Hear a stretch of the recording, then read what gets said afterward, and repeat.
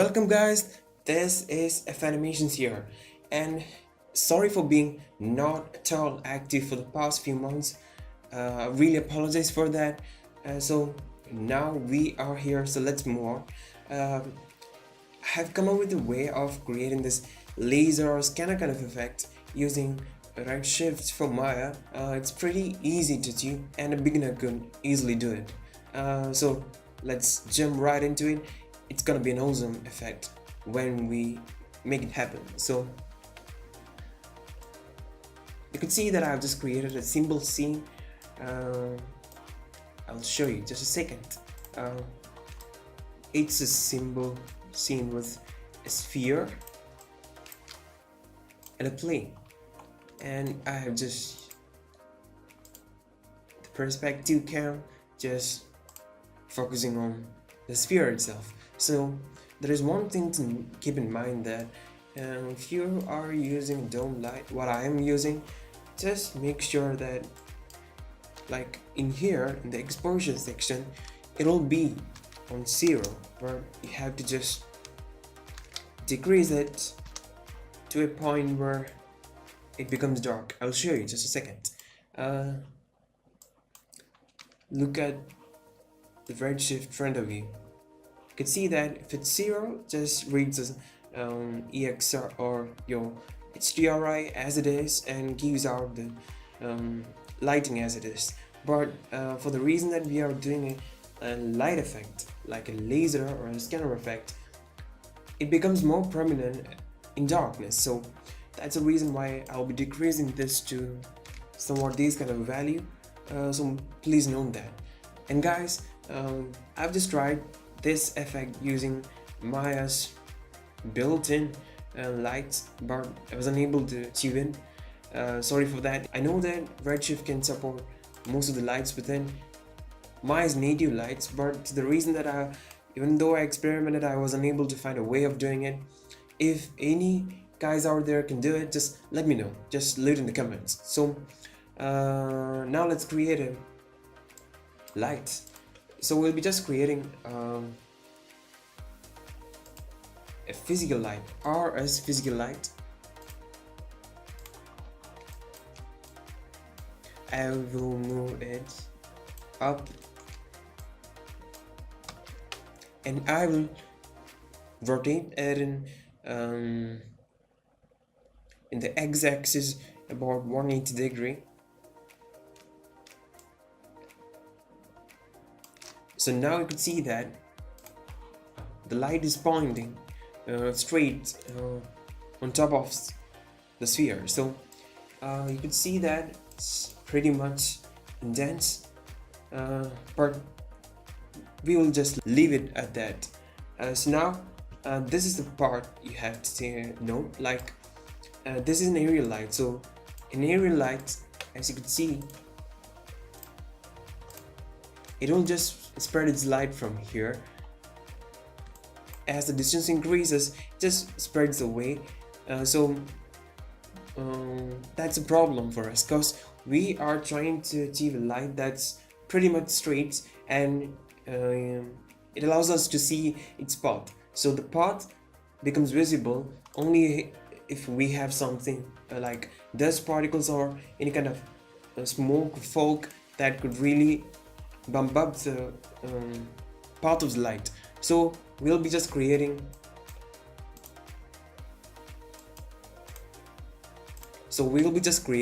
in the output section. If you go under environment tab, you could find that atmosphere. Just create an redshift volume scattering. You can see nothing happens here because, as you know, we have to find the light. This is the physical light. So in here you could see that there is a contribution scale for volume. Just bump it up, and you could see that suddenly something happens. This is actually the path of the light being shown, or you could see the path of the light. And if I move the cam back, you could see this. Let me just do one thing. Now you could see this. The light is spreading as it goes from the physical light to the bottom. So now we could see the path, but still we don't have a perfectly straight path because it's just spreading across as the distance increases. So what we have to do, so there's a way of getting around that. That's just changing the type of light. Like in the light type, just change it from area to spot. Now you could see that it's a path, even though it's not at all like straight path, like it's straight, but it's the fact that if I just hide this light, sorry, if I just hide this light and just create a cylinder, I will show you what I mean. So if I move this light up here, you could see that even though the light is not spreading much, to the fact that it's still spreading to somewhat kind of an area around in here because it's a spotlight. But we want somewhat straight path like this. We want a pretty much straight path because the laser has a straight path. So keep that in mind. So what should we do to achieve such kind of an effect? I'll delete the cylinder and hide the physical light, the spotlight, and I'll be changing a few of the parameters to achieve the effect we are going to make. So guys, you could see there's a color tab for this, a color slider. So it controls the color of the spotlight. You can see as it turns black, there is no light because there is no black light. If I increase this to white, you could see the path and the light. So we will be just playing around the color slider to achieve the effect that we are going for. So click on the checker box and go and find the ramp. So now, even though nothing happened, we have control over how we could see the lights. So just see the difference as I move the slider. You could see that something happened here, right? I think you might think that something is happening, but it's pretty much not clear. So I'll make it clear for you. Just a second.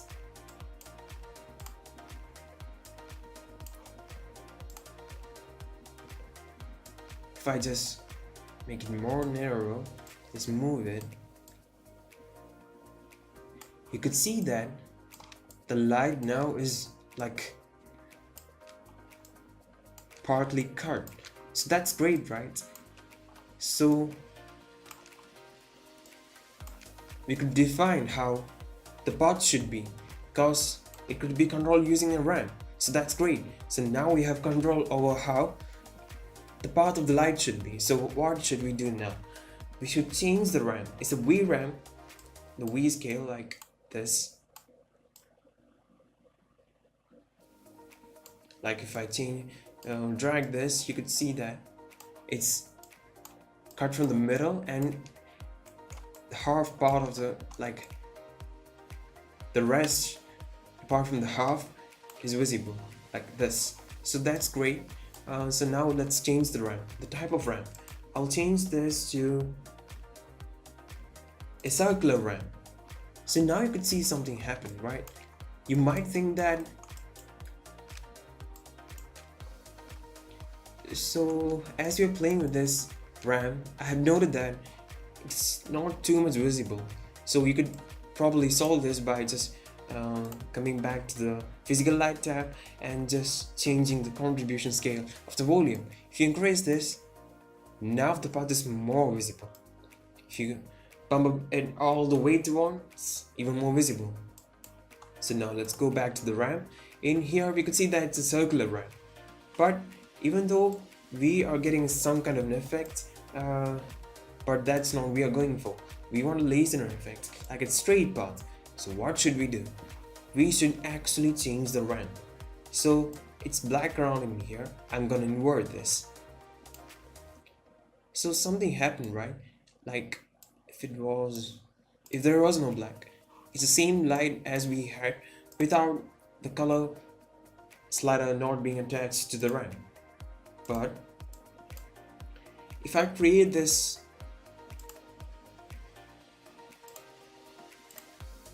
black slider over here on the ramp, now I can control how the light should be. As I move it to here, you can see the path it is becoming narrower. So I'll just move it and make it more narrow.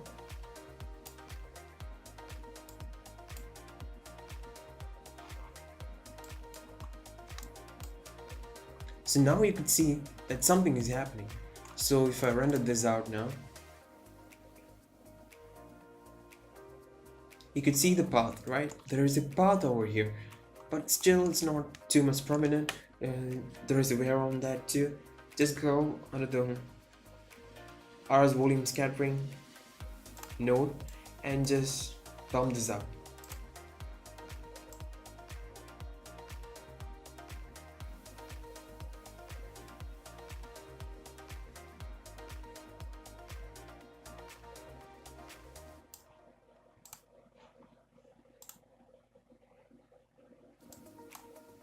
Oh, sorry guys.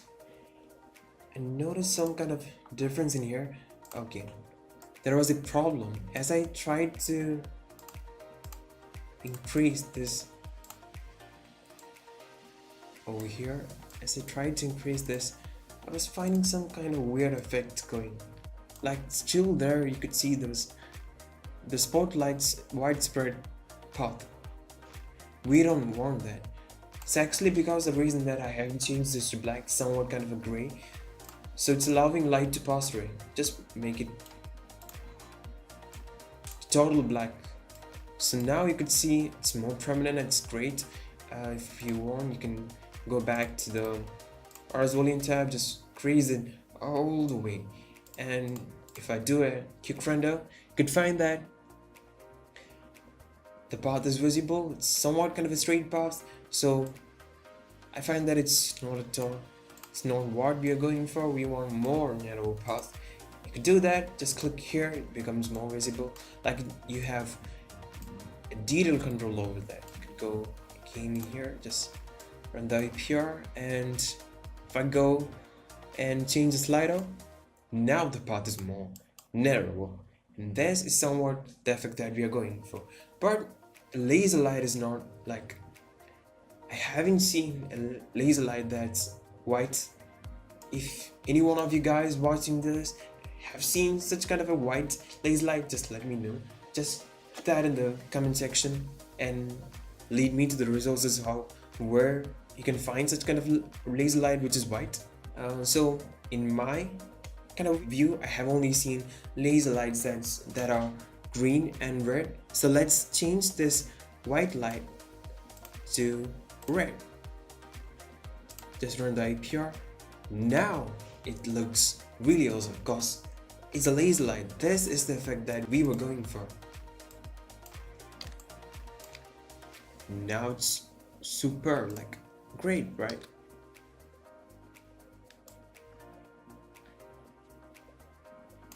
It's really awesome.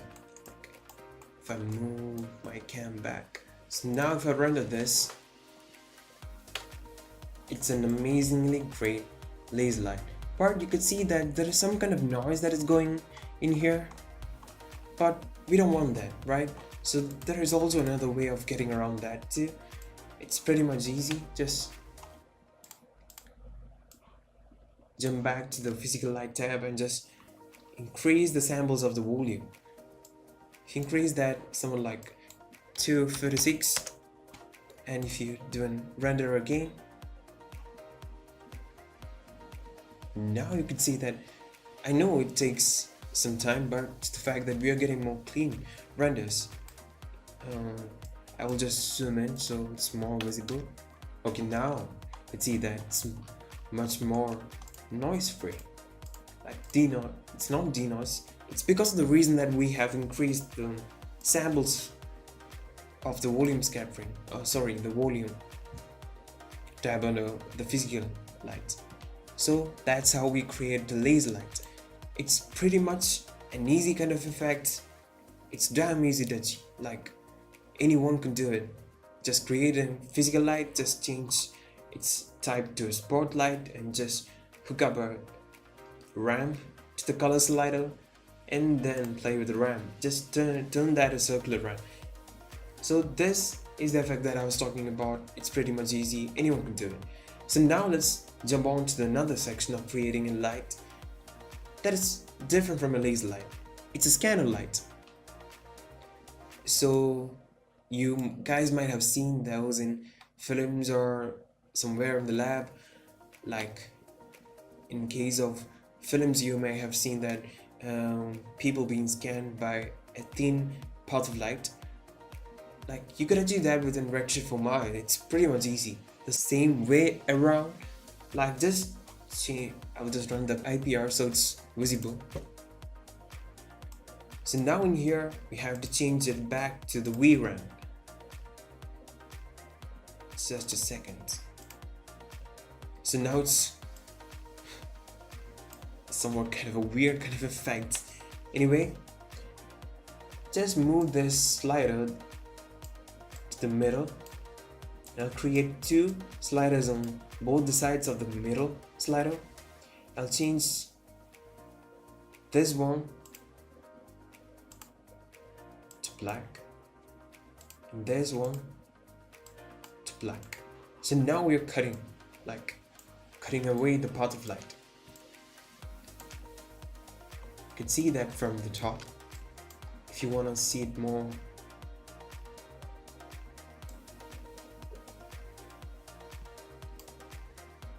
so now you could actually see it.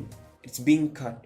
This portion is actually black light represented by the RAM, which there is no black light, so obviously you don't see it. So I'm going to delete these sliders. So now the fun part is that we need to just cut away more of it and just create a thin ray. Just click on here so you have more control over it. Just move it to here. Just move it to here. So now you have a path. Like this is pretty easy to achieve. Like it's pretty easy. So now if I move it down, you could see that there is the path. So I think this is too much for this. Like you could see more of this path. I don't want to see this much. So what I'm gonna do is that zoom back to the physical light sheet, and then I will increase the contribution scale just enough that I could see the path, the ray being hit on the sphere rather than the whole path being visible. So now if I do a quick render, you could find that it's an easy kind of effect. Both of the effects that I've told about, like the laser effect and the scanner effect, like this is pretty easy. Now the fun part is that after I've rendered, I'll be just playing around with the RAM. Like you could play around and create different kind of stuff. So instead of the RAM, you could really do crazy stuff. Like I had a file that has black and white inputs, all colored files, and this will just take this to a new level. So the render has finished. Took 39 seconds or something. It's pretty much fast. I would say that Redshift is much more faster than all of those kind of rendering engines. So now we could see that the light looks amazingly great. So this is what I was talking about. Great, pretty awesome. So now let's again turn on the IPR. So now it's the fun part, like we'll be just playing around with the ramp. So if you go around, go again to the ramp. I'll delete, okay, change this to white. So now I'll change this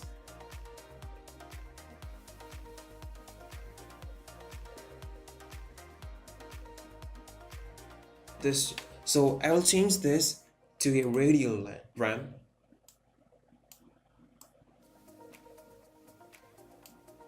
Okay, that's weird. I will change this to a box ramp. So now could see something happening. Like we have a box of light. If I move the slider close, get this kind of effect. Like, it's crazy, you know. And there's another way of getting around this too. Like I could bring this to here, so now I get this kind of an effect. Like, this is fun stuff, like really amazing fun stuff. Like I changed this light to blue. Wow, that's great. If I render this out, it's pretty much amazing. Like, that's great. You can achieve this within Redshift. Like, I was going around searching for a way of creating this kind of light. Like, I went around online for like 2 to 3 days and I didn't find the one for Redshift for Maya, but I thought I would make one for myself. That's the reason why I just experimented for this for like the past 2 to 3 months and just found this kind of way of creating this much faster. That's a pretty much point I could say about it, and it's totally easy. That's the second part. So now you can see that it's a box kind of effect as it's represented here. Now let's gameplay with it. I change this to radio. Now this is like a timer or something. You can actually animate the position of this. Like, this moves to here. So now you can see it moves from here to here. That's damn pretty cool. So you can have all the fun with it because it's much more easier and much more fun. So I think everyone liked the tutorial. So don't forget to subscribe because that's the main part. Like, I have just few number of subscribers and a large number of views. That doesn't balance out. I want subscribers, so please don't forget to subscribe. Just help me out, guys. So till the next video comes out, be happy and let's be friends. So see you guys. Peace out.